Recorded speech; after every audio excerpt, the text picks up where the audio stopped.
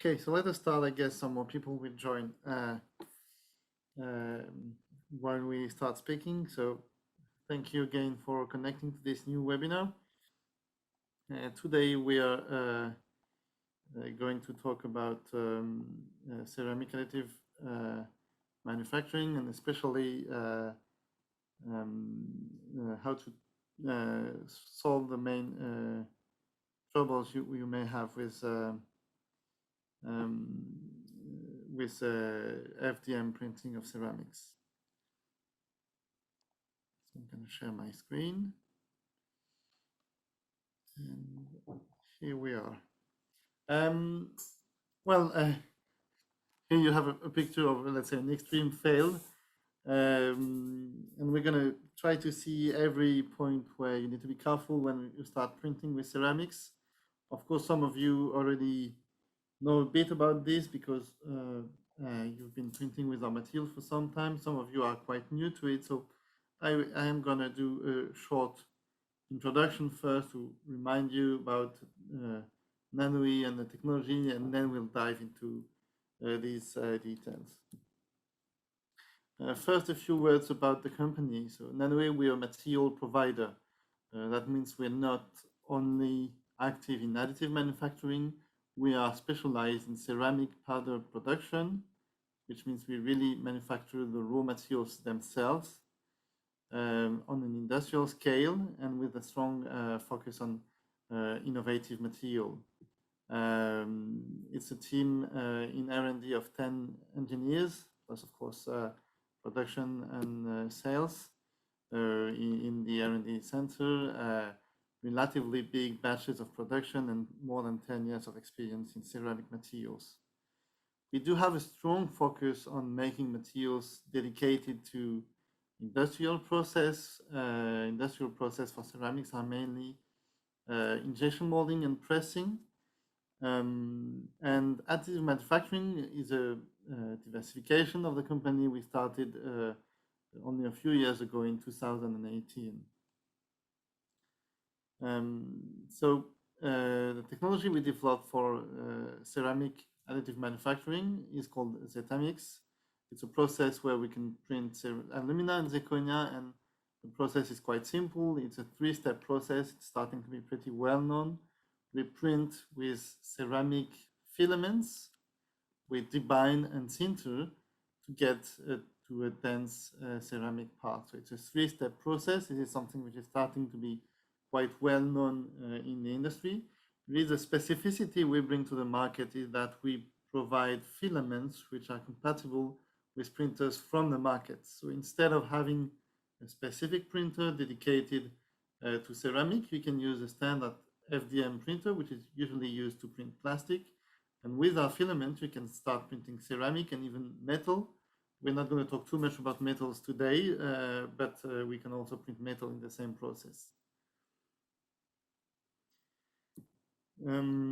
So what do we see as an interest for this technology? When we decided to go into additive manufacturing, we saw that ceramic AM was still a very niche market with a little number of players and a little number of applications.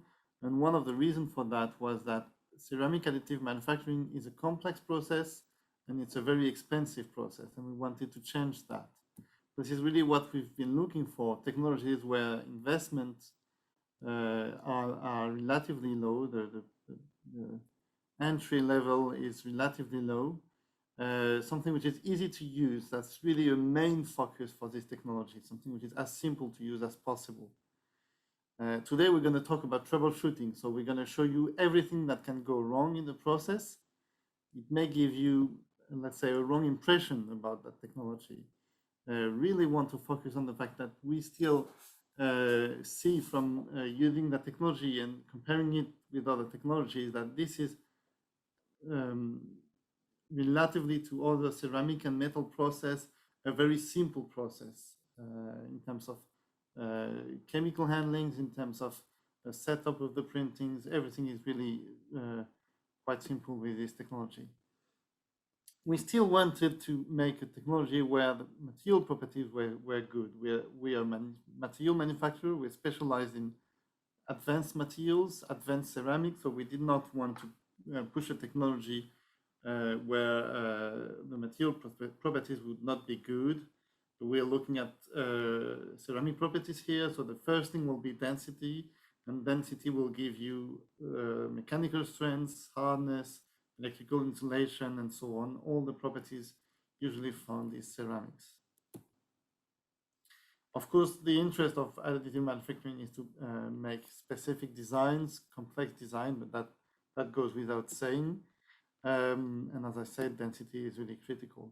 The last interesting point about FDM printing of ceramic, about our Zetamix technology, is that it is a relatively fast technology. If you need to print big parts or a lot of small parts, this technology does allow you to print at a quite good speed.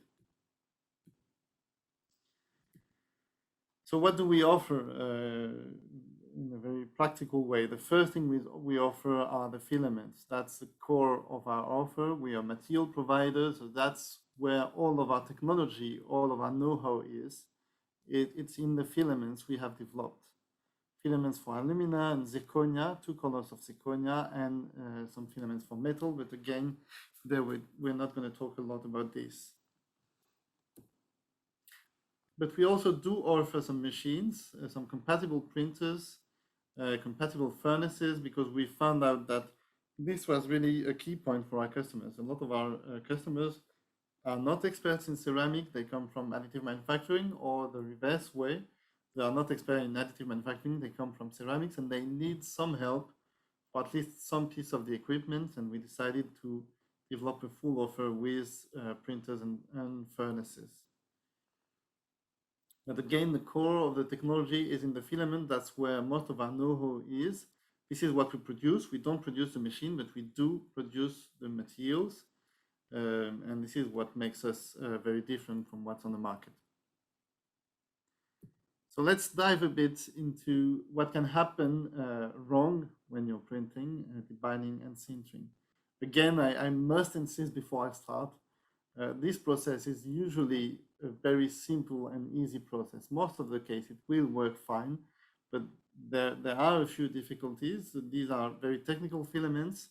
It's a long process, it's a complex process, so quite a few things can happen wrong.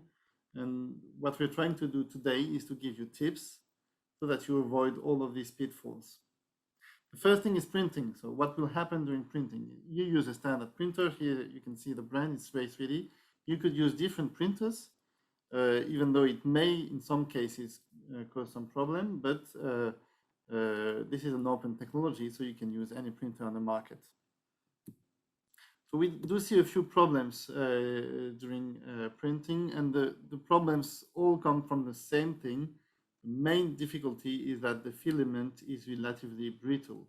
Since we have a lot of ceramic powder in the filament, this makes the filament a lot more brittle than PLA or PVA or any polymer you have been printing in the past. And this will cause some difficulties. Of course, they will probably break if there's a lot of pressure on the filament, if there's some very strong jerks of the printing head. Anything that's a bit too harsh for the filament may break it. So that's the first thing. Manipulation of this filament is relatively tricky. The filament is brittle. So how do we solve that problem? Sorry, there's some small here. Okay, small slide problem, but that's settled. How do we solve that problem? Well, the first thing is we usually try to avoid having a too long distance between the extruder and the filament itself. So we use spool holders, which will be on top of the extruder. That also means, by the way, that we do prefer printers where the setup is what we call a direct drive. That means the motor that will push the filament is just on top of the nozzle. This is more favorable for that kind of brittle filaments. So we put the spool of filament on top of the printer instead of having it on the side. That will reduce the amount of stress on the filament. If necessary, we can even place the spool on a bearing. That will even more reduce the stress on this filament. And you do have a few printers, and Ray 3D, which is the brand you can see here, is one of them, where you even have a detector which will see if the filament is broken. It will detect it. And in that case, it will pause the print. Of course, that's very favorable, because if this problem happens, you may save your print by just loading the filament back and hitting print again. But again, here the main thing is to have a compatible printer and to put the spool of filament on top of the extruding head. The next problem will be grinding problem. This is something we see quite often. So the filament goes into the extruder, and you'll find that it's kind of crushed or ground by the extruding gear. So the small motor that pushes the filament will actually eat away the filament. Usually, this is quite simple. It's because the screw is tightened too much for this filament. So our customer being used to print PLA or ABS, they are used to really tighten very much, put a lot of pressure on the filament, so that you're sure that the flow is always constant. This works well with PLA filament, but ceramic filament can't take that amount of pressure. So this is usually one of the first things we do when we have difficulties with printing, is checking if the tension on the filament is not too high. This is usually what happens. That's the number one thing. Of course, with other printers, we may have difficulties with the gear that actually push the filament. If the gear are very aggressive, they may also crush the filament by themselves, which means some printers are more compatible than others, even though we've been printing with a lot of different printers. So it's not just one brand.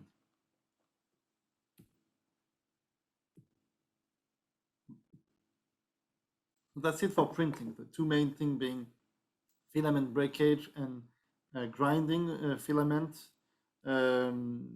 Once you've solved that, you should be able to print relatively good parts. Then we'll go to debinding.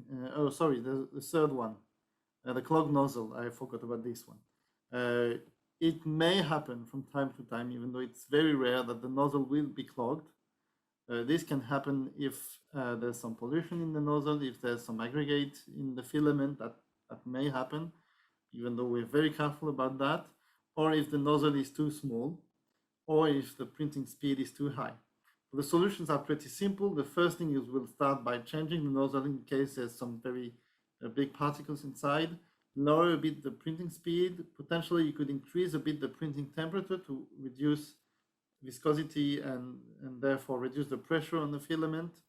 And usually this will lead to a better print.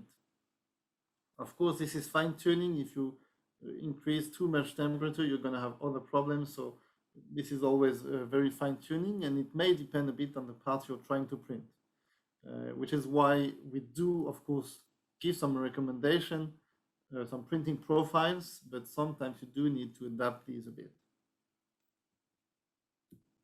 Sorry for this small mistake. There was actually three main issues, and one really important thing to remember also is that once you have had one of these issues, it is crucial to start with a clean printer and a clean head. So we usually quite often will, if there is a failed print, before starting a new print, we'll open the extruding head, clean everything, put it back together, and start again.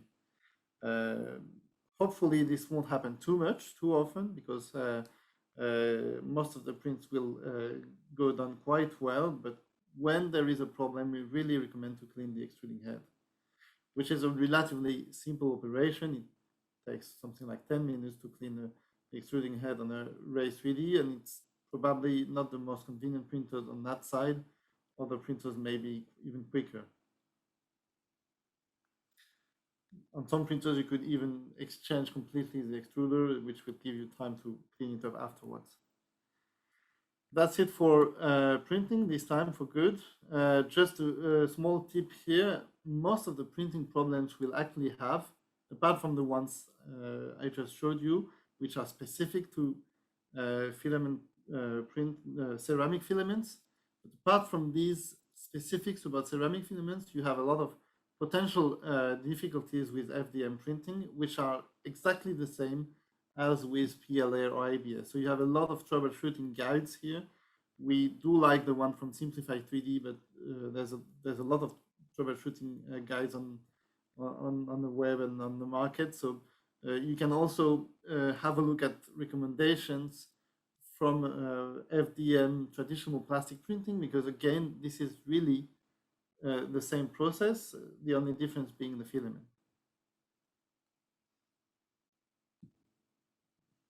So let's go now to debinding. We're starting to get into where the real difficulties will be. Usually, most of the problems you'll see will be during debinding or sintering. They may come from before in the process, but they will be revealed during debinding and sintering. During debinding, we're going to see two main problems, which are delamination and cracks. Here you see an example of a part which has a very strong delamination, which will occur during the chemical debinding step. So basically, the problem is that there's not enough interlayer adhesion, and the debinding is a process that actually puts some strain on the part. It's going to be quite hard for the part to resist to that. If there's not enough layer adhesion, you will have some delamination. The first thing, obviously, which I didn't detail here, is that sometimes the solution may be in the printing parameters. By fine-tuning the printing parameters, you can increase layer adhesion. But apart from that, what we see is that quite often this delamination will occur specifically when we take the part out of the chemical bath, out of the acetone bath. So the part is in the solvent, everything is fine. We're feeling that we may have a good part, and you remove it from the solvent, and just 1 minute after it starts breaking. If this is the case, there is a few solutions. We know where that may come from. The first thing is,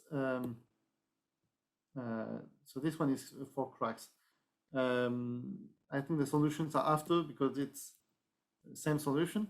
What you may also have during debinding is cracks, which is different from delamination, because it's not in the sense of the layer. It will be opposite to the layers.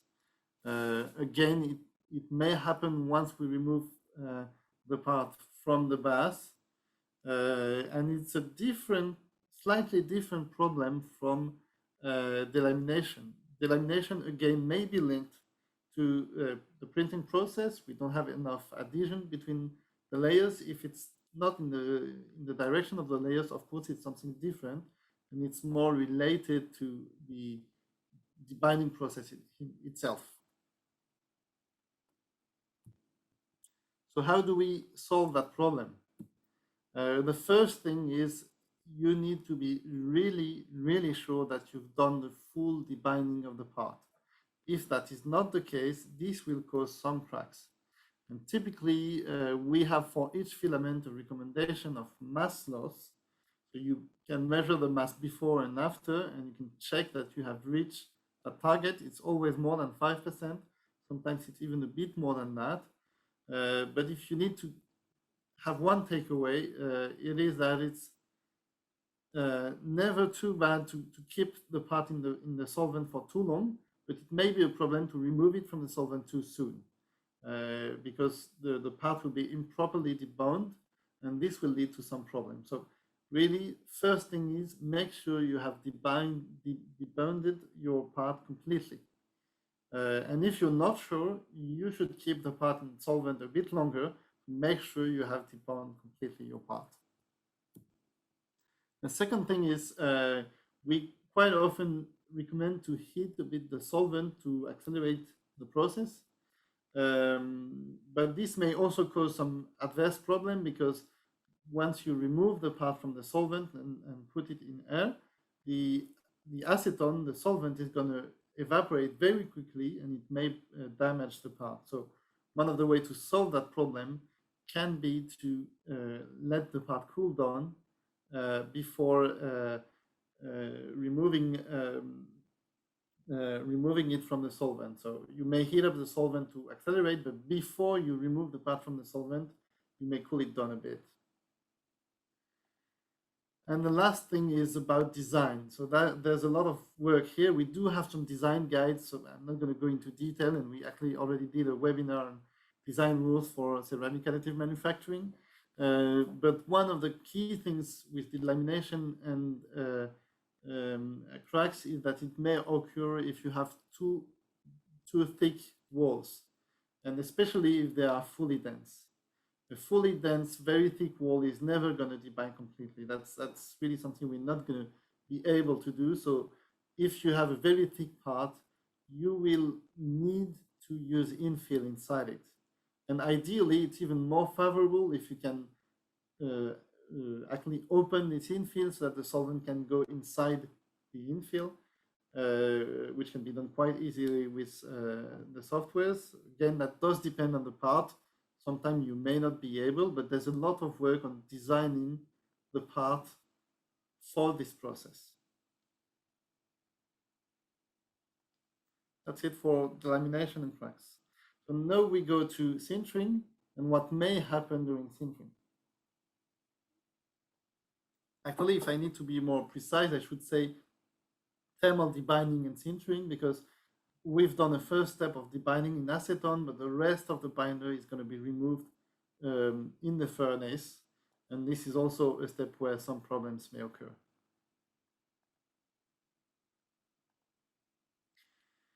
So the first problem may be pollutions or coloring of the parts. We usually like to have nice white zirconia or alumina parts, especially zirconia. Alumina is slightly yellowish naturally, but zirconia should be white. If it's not white, sometimes we don't care, but sometimes it may be a problem, especially if it's for aesthetical applications.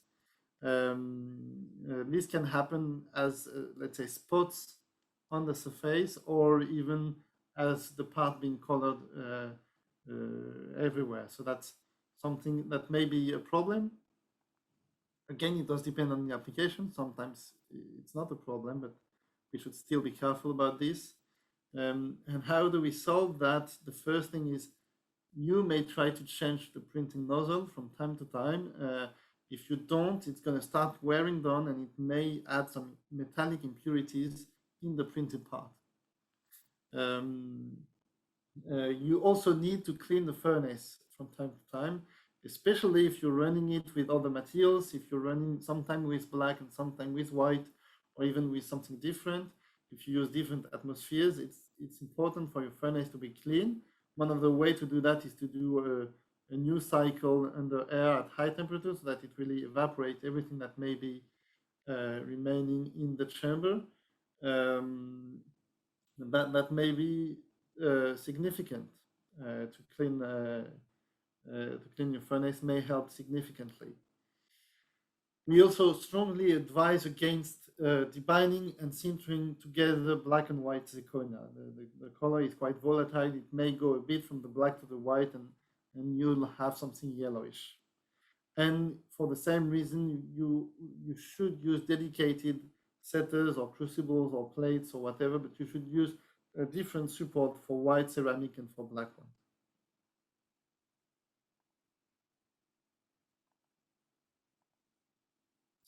Then we go to another difficulty we may have with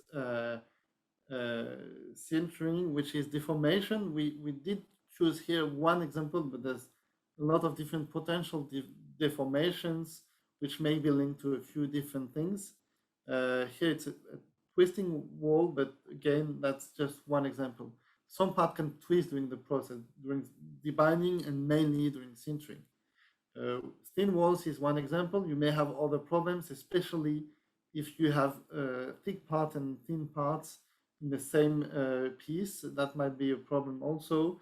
So the first rule, which is not written here because again we did a webinar on that previously, is that you should follow the design guide. We have some design rules on how to design a ceramic part for this process, and one of these recommendations will be try to avoid too much variation in thickness, because this will lead to deformation.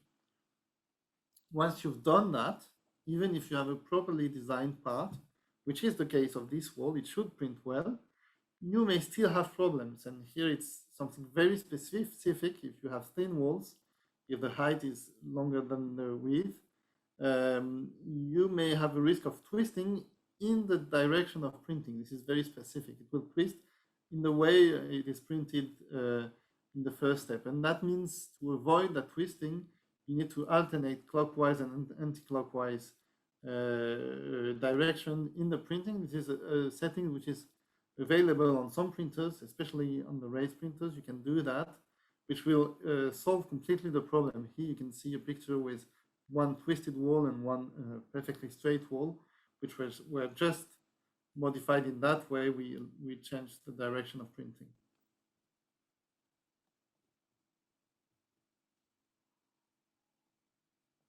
Another problem will be that you could have is improperly debinded part. We call it carbonized because you'll see the kind of picture you can have.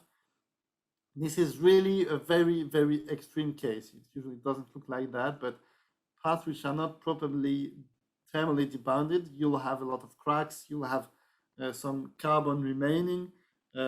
Sometimes the carbon has moved away, but you do have a lot of cracks. This is really, let's say, a catastrophic situation. It usually does not happen, but it may happen if you don't properly do the thermal cycle for debinding and sintering. So this actually happened because the furnace was completely closed, which led to an improper binder removal. So as you understood, we have a first chemical debinding, but we remove only part of the binder. The rest is burnt away, and it needs to be exhausted at some point. So we need to be sure that we can remove the binder from the part. So here probably either the exhaust was clogged or it was even closed, which may have been a mistake from the operator. So how do we solve that? It's pretty simple. The first thing is for ceramic, it's going to be different from metal, but we'll talk about metal next time. We completely remove the flanges from the tube furnace. If you use a tube furnace, if you use a chamber furnace, you won't have that problem, but we make sure that we can't completely close the chamber so that there will be some flow of air in the furnace. In our case, we also have thermal shields, which are here to protect the tube. Again, we should make sure that they're not gas tight, or that they're not going to block the exhaust of the gas. Even if necessary, we can drill a hole in them, but usually it's already done prior to shipping those furnaces.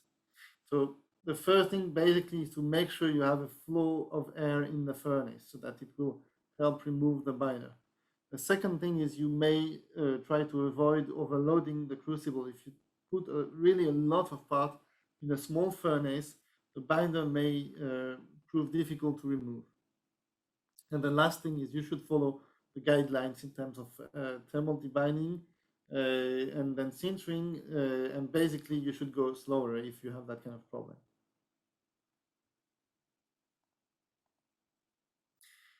Some useful documentation here. Well, few things. The first one is I did mention several times the design guides. We do have quite specific design guidelines to make sure that you avoid most of the problem you saw, because ultimately some of the problem I showed you are also linked to the design. If you don't have an appropriate design, it will be more difficult to avoid lamination, cracks, and so on. We also have some printing guidelines that you should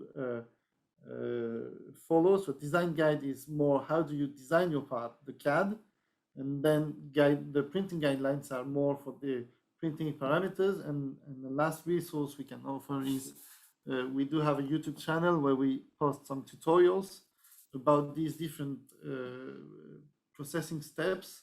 with in each time some very clear and easy to understand demonstration of these steps.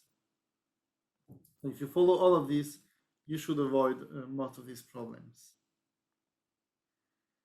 That's it for today. Of course, I'm going to answer to the questions. We decided to cut this topic in two because we're also going to talk about metal next month, but we felt that this would be a bit too much for a one-day session, for a 1 hour webinar.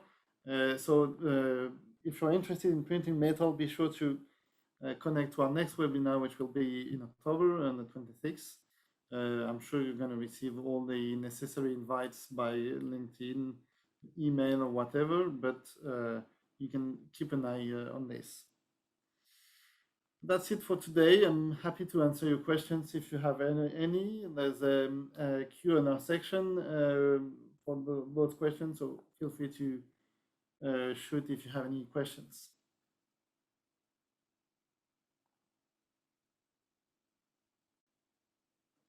So some question about light penetration for zirconia. So to my knowledge, zirconia is a relatively opaque material. There's a bit of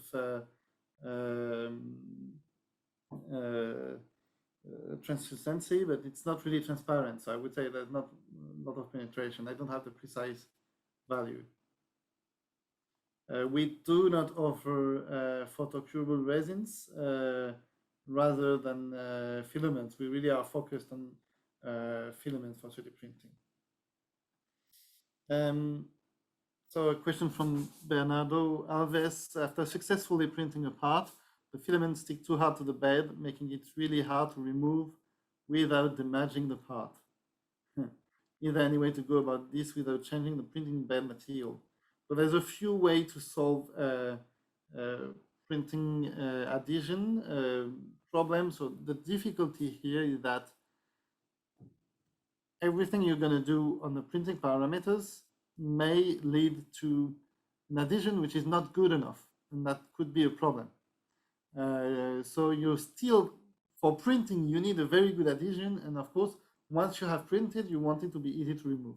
So there's a few tricks on printing temperature. Typically, I think that printing on a cold bed may help for removing the part afterwards. We can give you a few small tricks on this, but still we really like the fact of changing the printing bed and using a flexible magnetic bed, so that the adhesion is very good, but once we need to remove the part, we actually peel the surface out of the part to avoid damaging it.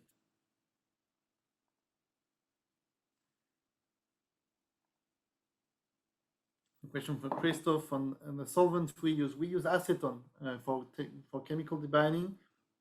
We are working, and we will launch soon a full thermal debinding solution in parallel, so that we have those two options. But still, for the moment, we use acetone.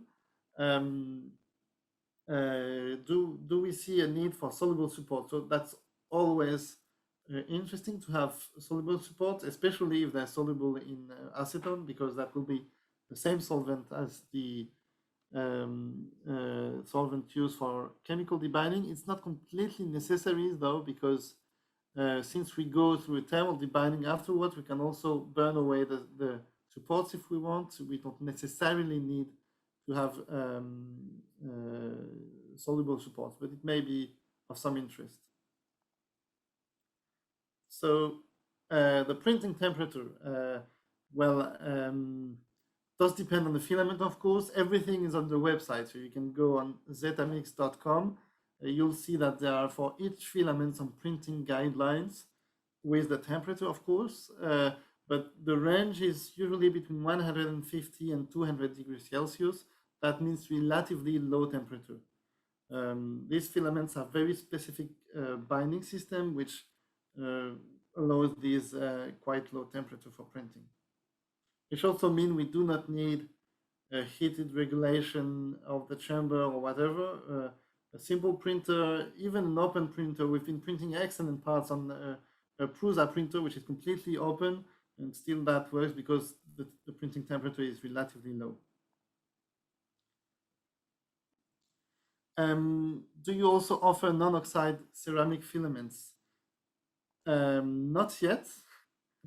Um, um, what I can tell you, because it's not a secret, we've been starting to talk about this a bit, is that we are currently developing a silicon carbide filament that we hope to offer by probably the end of this year, ideally. So silicon carbide should be available soon. There's some other material that would be of great interest, but each new material development does take some time. So the next one will be a bit later on. Is a hood required, recommended during the printing process? So I guess you're mentioning a fume hood. Our filaments don't have specific emissions. They're not particularly emissive, but still, I would say, as any FDM process, you're melting plastics. So I would recommend an extraction, or alternatively, you can also just have a fully enclosed chamber with a filtration system that would also in our opinion, be, let's say, good enough to make sure the air quality is still good. On the other side, when you do thermal debinding and sintering, you certainly absolutely need a hood for that part.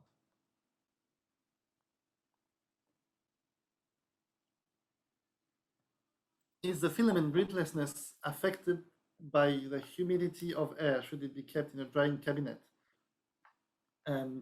So we don't have complete data on this, to be completely honest, but our first data shows that yes, filaments are quite sensible to humidity.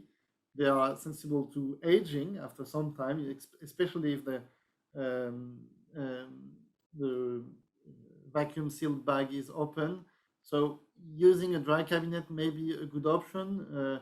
For very old and very brittle filament, we even sometimes use a small heating cabinet to keep the filament warm even during the printing process, which makes it a lot less hard. But with a material, with a good material, recent enough, you should not need that. It's just, let's say, a possible add-on, but not absolutely necessary. Will the webinar be available on LinkedIn later on? It will be available on our YouTube channel. So if you want to keep following this, you should follow us also on YouTube so that you know when the webinar is available. So question from Ricardo on the maximum thickness of wall. Do you have an upper limit? So it's a difficult question to answer because it does depend a bit on the material also. So it may be different for alumina and zirconia, but let's say anything below 5 millimeter is going to be very easy. Anything more than 1 centimeter is going to be almost completely impossible. So in the between, you have stuff that are possible but not easy, but no more than 1 centimeter. More than 1 centimeter, we're going to start using infills, and infill will really help. Again, it's even better if you can have a small hole somewhere to access, so that the solvent can go into the infill. That would be really very helpful. But even without that kind of adaptation, infill will already help a lot. Someone is asking if you can resell our product. Always happy to discuss that. You can contact us. The email address is here. You can also contact me on LinkedIn. That's very helpful. So I do have a second question about humidity of air and filament breathlessness. So the answer again is, I'm afraid, yes. The filament is slightly sensible to humidity. It's also sensible to aging, generally speaking. So you should not keep a spool on a shelf for 2 years. That's for sure. But a relatively recent spool, when you open the case, you'll have no problem. If you use it on a very long period of time, using a dry cabinet may be a good idea.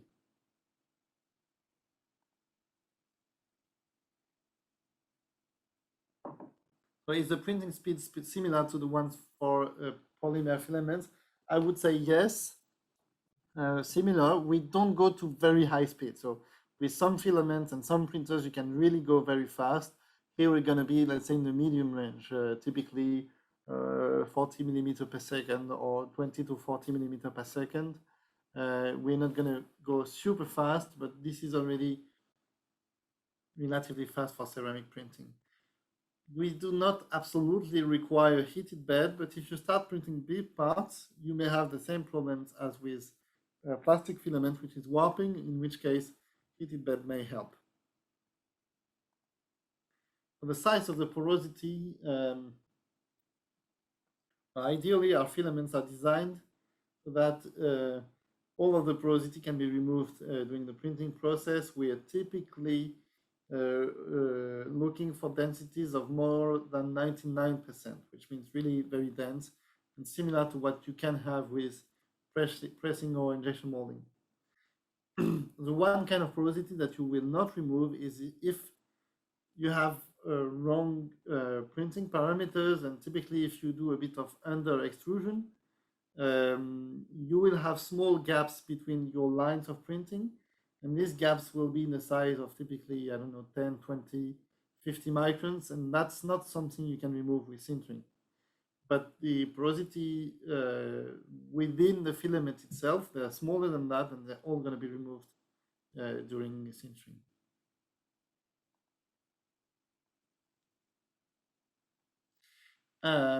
So some question about layer thickness and melt flow rate. Would a small layer thickness and a large melt flow, or large layer thickness and a small melt flow rate result in a better part quality?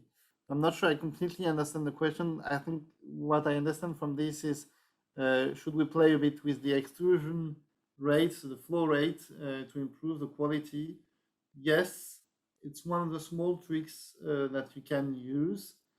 Typically, if you have problems of adhesion between layers, over extruding a bit, which you can do with the flow rate or with the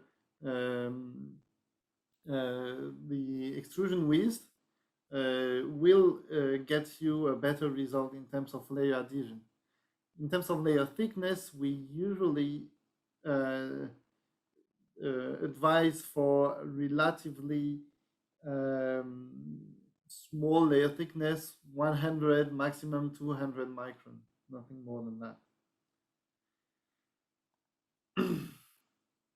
I see there's some other questions in the discussion panel. Just wait a minute for me.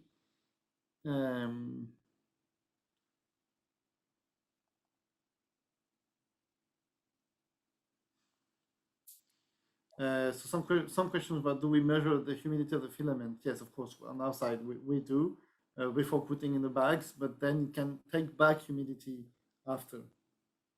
Some question about this PCL cleaning of filament. I'm not sure I know about this one, so I don't know if I can help you with that. So some questions about thermal debinding. So whatever you do in our process, even if you do a chemical debinding, some part of the binder will be removed on the second stage in thermal debinding. We are, however, developing a second line of filament which is fully based on thermal debinding. No chemical debinding, directly printing, and you put the part in the furnace. The interest, obviously, is to remove one step and to remove the use of solvent, which is sometimes a problem for industrial customers. But of course, it's a compromise. You will lose some of the advantage of chemical debinding. Chemical debinding is interesting because it allows you to remove only half of the binder before going to the furnace. That's really very interesting. And it's especially interesting to avoid deformation during debinding. So that means that a filament which is designed for thermal debinding will be prone to a little bit more deformation during debinding, especially if you do overhangs or stuff like that. This may lead to some deformation. So we do have that option. We feel it's extremely interesting because it has a huge advantage in terms of usage, but it also has some drawbacks. So it really depends on what you want to print. A good question from Benoit. How do you measure the weight loss without taking the part from the acetone? You don't. So that's a problem. Basically, it's just a way to understand why it has failed. But if you have a crack, you'll measure and you say, okay, I haven't debounded properly enough. We do, as a standard procedure at Nanoe, we do measure the part before, after a chemical debinding to make sure we follow the guidelines. Because if you're not in the guidelines, it's going to be also a problem for the rest of the process, even if you don't have cracks. But indeed, sometimes, well, we'll take a part out of the bath too soon. You'll see a crack appearing or a delamination. You measure it and you'll say, oh, this is why the part was not properly debounded. Again, we have some rules for debinding related to the thickness of the part, which work pretty well. It's not perfect, but usually if you follow the guidelines, you should not have that problem. A question on the clockwise, anti-clockwise. Yes, ID Maker is, to our knowledge, one of the only software that has that feature available on an open public version, which is very precious. One of the reasons why we work with Race Printer is we have some great collaboration with the manufacturer, and they can include some features, and this is a feature they included in one of their recent version of the software, ID Maker.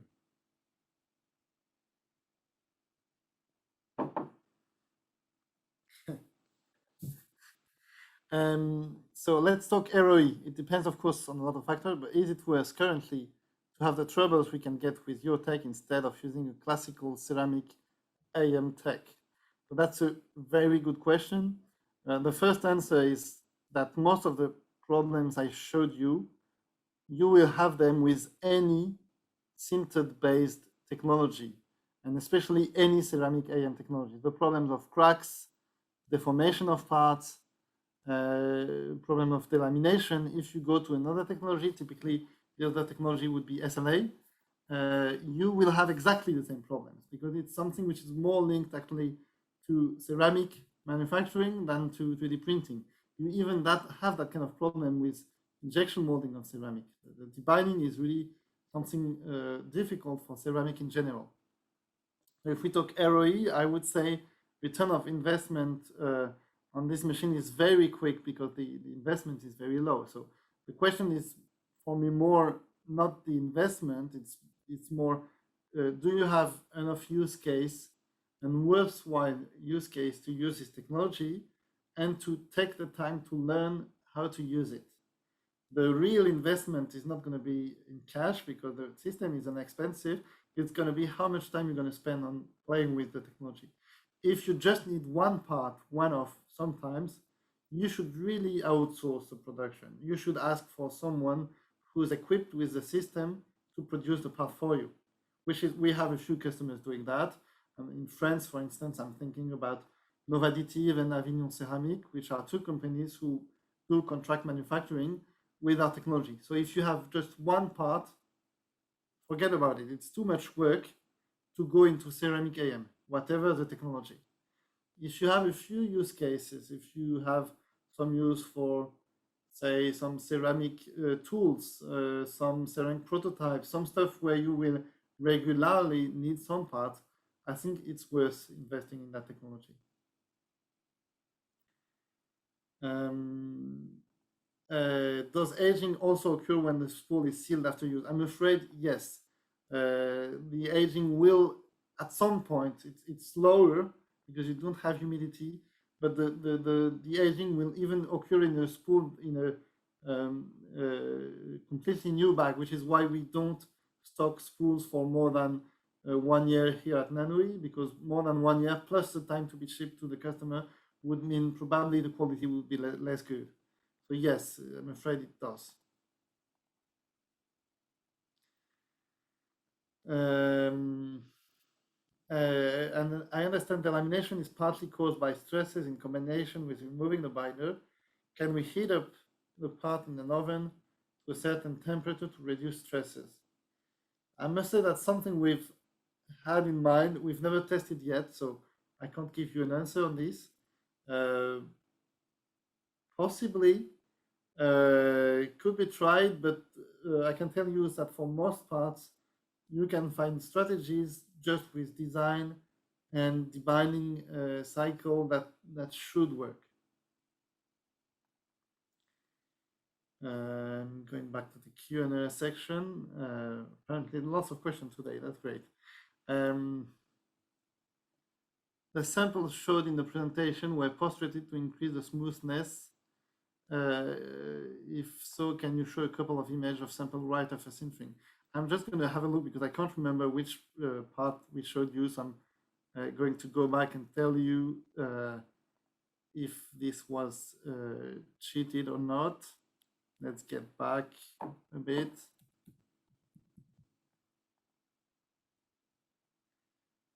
Oops, so this part is not particularly interesting. So here you have a mix. This part here, the ring, and the part on the bottom right, which is a part for it's a wear part for textile industry. Those two parts were polished by tumbling. The other three parts, the small dragon, the lattice structure, and the part on the top right, were not polished. So here you can typically see the difference in terms of surface finish. Clearly, you can't get the surface finish you can see on the textile part without some polishing. And here you have it without polishing, which is more matte. We see better here. Perfect. Matte finish here. And if you see some other part, these one were not polished directly after sintering. And if I have other part, no, these ones are not sintered. So the main parts that were shown are here. And so you have a mix of both. Do you reach 99% of density only thanks to your nanoparticles? Or do you add some additives to your filament? So no, we don't, let's say, cheat with help of, I don't know, some material that would help density. Our zirconia is pure 3Y zirconia. Our alumina is 99.9% alumina. The density does come from two factors. The first thing is we're using small scale particles, which makes them very reactive and they can be densified quite high. The second thing is the filament formulation. If you want to reach a good density, it's extremely important to have, how shall I say that, to have a very high loading of powder in the filament. You need typically more than 50 volume percent. That's 80, 85, sometimes more percent in mass of the filament is actually the powder, and that's really crucial in the green density, and the green density is important for the final sintered density. So the particles of the zirconia in the filament, they're around, if I'm not wrong, something like 80 nanometers, very small, which is interesting for sintering. It's important for sintering. You need to have that kind of particle size so that you get to high density. It also have obviously another interest, which is that since the particles are very small, we usually don't have too much clogging issue. It can happen if you have a very strong aggregate sometime, but usually we really don't.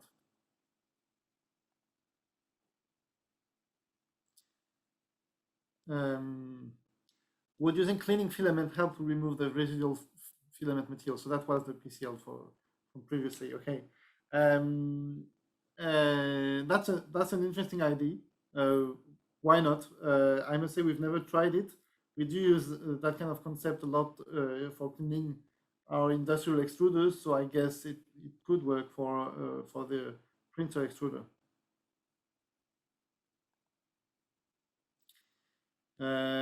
So a question about what kind of machine we would require for printing those filaments. So we do have a list of compatible printers. That's a starting point. as you saw, we are working a lot with Ray 3D, but it's not the only brand. We also printed some great parts with Prusa, with Volumic, which is a French brand, with MakerBot, and other printers. The main requirements are regarding the extruder. We really favor direct extruders. That means extruders which are on top of the nozzle and not on the side of the machine, because if not, you may have filament breakage. That's the number one condition. And if I had to add a second one, it's always related to the extruder. We do prefer extruder which are not too aggressive, and typically we like what we call bond-tech extruder or double gear extruders, which are really very well adapted to our filament. Did you print piezoelectric ceramic, or did you investigate this field? Not yet. That's on the long list of materials where we have received some interest, where we would like to work on this at some point. But again, developing a new material is always taking some time to adapt the formulation of our filament to have something working perfectly. So maybe in the future, but not yet. Of course, we're always open on collaboration on this. So if you really have a specific material in mind, feel free to reach out to us and we can discuss about that project.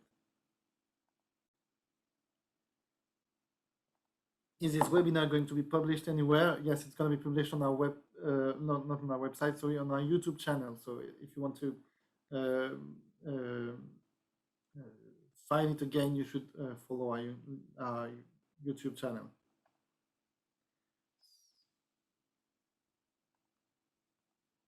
Well, I guess that's all, except if you have other questions, but I certainly hope that this was an interesting webinar for you. I see some other question popping up.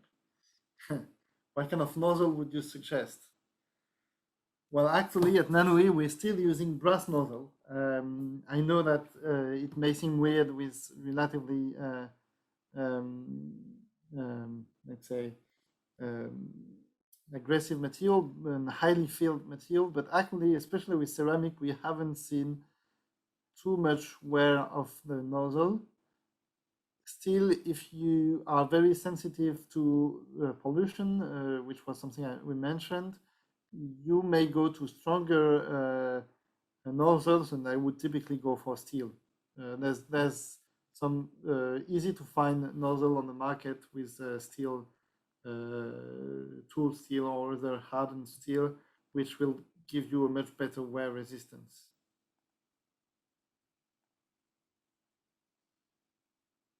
Okay. 0.4 or 0.6. That's a good question. We've played with both of them. As a standard, no, we're quite often using 0.6 millimeter because indeed it reduced the feeding pressure. So I completely agree with that suggestion. But it does depend what you want to print. We've even printed with 0.2 nozzle, and it does work well. So for very fine, very small details, this works. Of course, it's a lot slower because we need to be careful about feeding pressure, so we need to go very slowly. But we still had amazing results with a 0.2 nozzle. So this is really, I would say, just like other filaments, we can play a bit depending on what we want to print. If we have the choice, of course, a 0.6 nozzle will be more favorable. I think the question was the same. Number 2. So still another question. Does it induce less stress in the part with the 0.6 nozzle? That's a good question. I don't know. I'm not sure this is really the issue. The nozzle is really going to help us for the printing part to avoid any problem of feeding, any filament breakage, any filament grinding. but the strain in the part, the stress in the part actually will come a lot from the debinding process and the fact that the debinding process starts from the outside of the part and goes inward. This is something that will put a lot of stress. I'm not sure the nozzle size is significant here.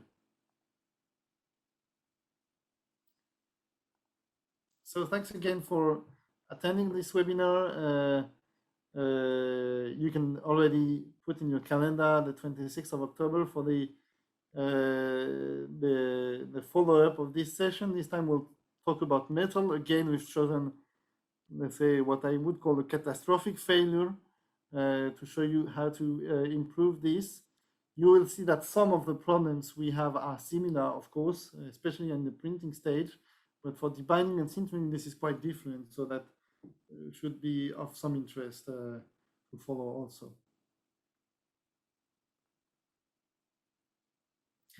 Thank you again. If you have no other questions, we're going to close the webinar for today.